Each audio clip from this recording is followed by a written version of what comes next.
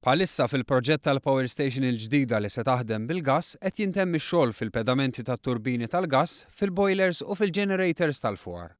Tkellimna mal-manager tal-proġett f'isem Electrogas, Catherine Halpin.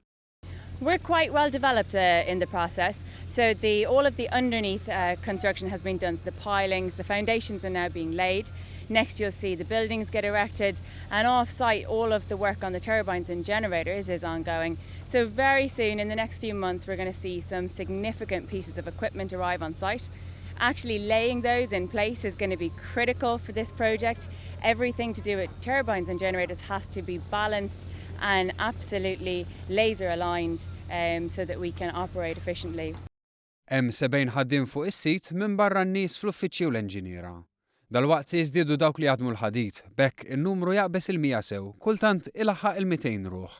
Dan minn barra x-xogħlijiet fuq il-pont u regasification compound.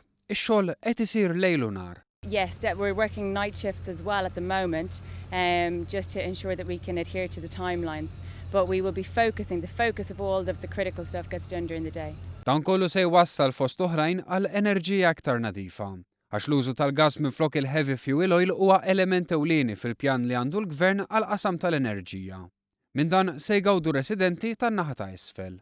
There's going to be a huge reduction in emissions of all airborne emissions to the country as a result of this project going in. So that's something we're very proud to be supporting the government with.